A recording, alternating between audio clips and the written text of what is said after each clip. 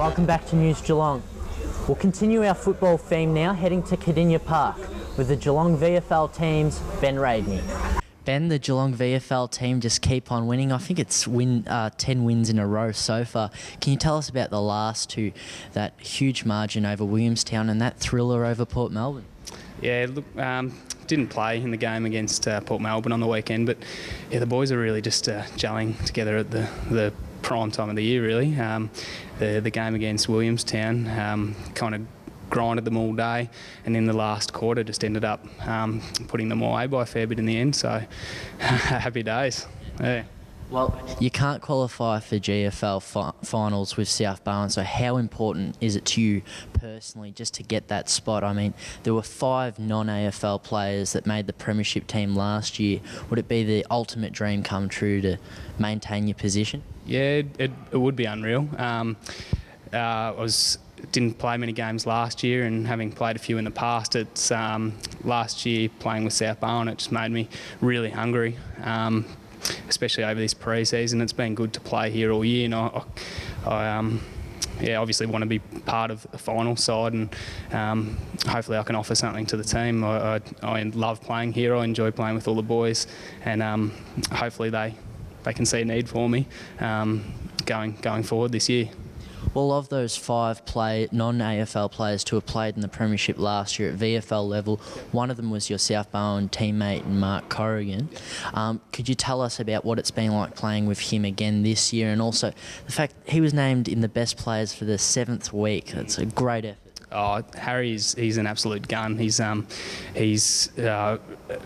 unbelievable player to play with. The leadership he shows on the field, him in terms of play, his strength, his skills, he kind of is the complete package. And I often talk with my family and friends about how a player like him got overlooked in drafts in previous years. It's pretty baffling because he's just such a jet, and I honestly think he'll feature in the best and fairest here, if not win it. So yeah, he's having a remarkable season. Yep.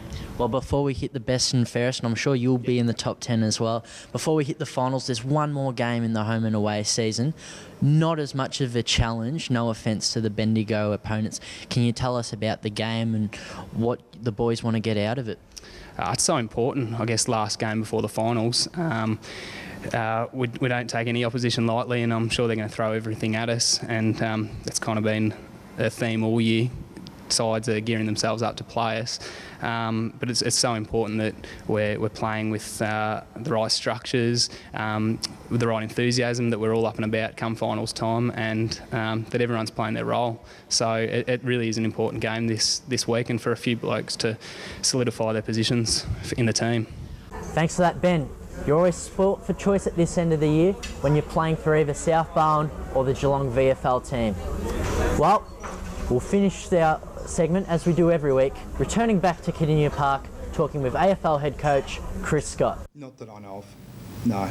I've heard a little bit of talk around the fact that it's a bulging disc. It's more complicated than that. That's a simplistic prognosis or diagnosis. No, you're much better asking our medical staff if you want the detail. It's not something that I should be elaborating on, but suffice to say, it's been something he's been able to play with all year. It's in the context of what AFL players play through, it's actually not that significant. It's clearly inhibiting him, but it was never something that our staff were worried about longer term. They were confident that he would actually be better by continuing to play. And that's the case with us based on our history. If players aren't right to play, or it would be better for them longer term to have weeks off, then we do that. So I think you can have a level of confidence, and our supporters can have a level of confidence that Tom's been conservatively managed. We won't roll the dice. No, we won't roll the dice at any stage. We'll make a really considered decision around when he's ready to play and how he'll help the team. So as with all the players in our team, no one has a golden ticket. He needs to play well enough to prove that he's close to full fitness, but he also needs to play well enough to push out the other players in contention for our best 22. And we've got 8 or 9 guys in the VFL at the moment that we'd be happy to play in our AFL team.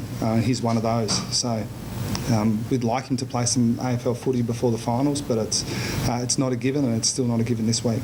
Well, the signs are good.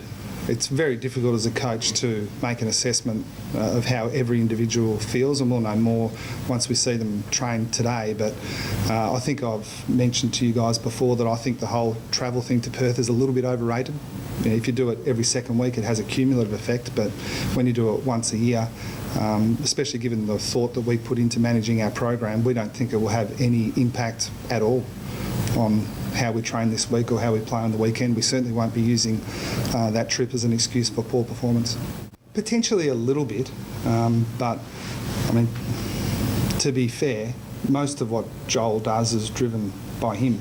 You know, he's an exceptional young captain and leader.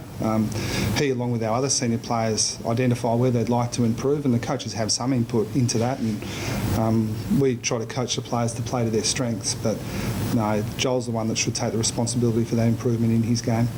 It definitely helps. I mean, we don't really plan in any given week to make it a game where our key forwards are going to kick the score or where it's going to be a bigger spread with our midfielders pushing forward. We'd like to think that we have a wide array of options available to us. Joel's contributing to that, but he's not the only one. I mean, we've had a few subtle changes within the makeup of our team. Steve Johnson playing more as a midfielder has resulted in him kicking fewer goals, so it's important that others pick up the slack in that respect. Chapman not playing probably has potentially hurt us a bit too, so fortunately Joel's been able to stand up. No, this year's done for Hamish, unfortunately. It's just one that we've got to write off as one of those years. Not much that's happened to Hamish has been within his control, and we feel desperately sorry for him because we brought him in thinking that he could have a big impact on improving our team this season. But whether it's fair or not, Hamish now has a responsibility to do everything he possibly can to get himself right so he can contribute through the pre-season and next year. The club's made a big investment in him.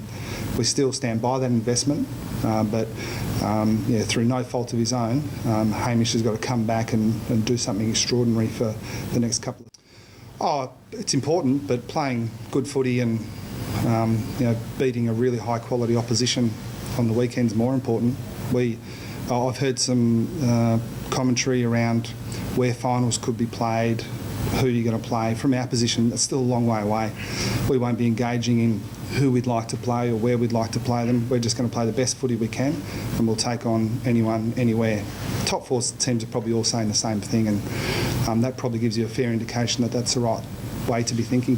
Thanks for that, Chris. I'll see all you viewers on the GDFL Footy Show tomorrow from 8:30. Until then, back to you in the studio, Rollo. Thank you, Alex, and enjoy your coolish weekend weather-wise at the local footy as the big boys sort out the final 5 in the Geelong Football League. On the punt this week, Uncle Jim is sending us off to Money Valley, or more correctly, Mooney Valley, tomorrow, looking at race 8, horse number 2, Shadowfax, has put money in the bank for us previously. Going to be ridden by apprentice Jai McNeil, who'll be claiming 3 kilos and has drawn that all-important barrier 1. So go Shadowfax. And thank you for being with us this evening. Watch out for the ladies of the Geelong and District Football League, particularly that cheeky Donna. And Donna, we like a new partner. And that'll be followed by Digital Dick and the crew with the Geelong and District Footy League Footy Show.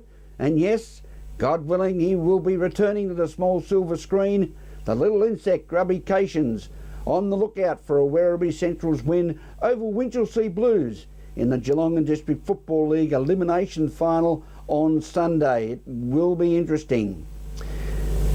To all our junior football participating in junior football finals and our junior netballers, have a great weekend, and remember to take your time and smell the flowers.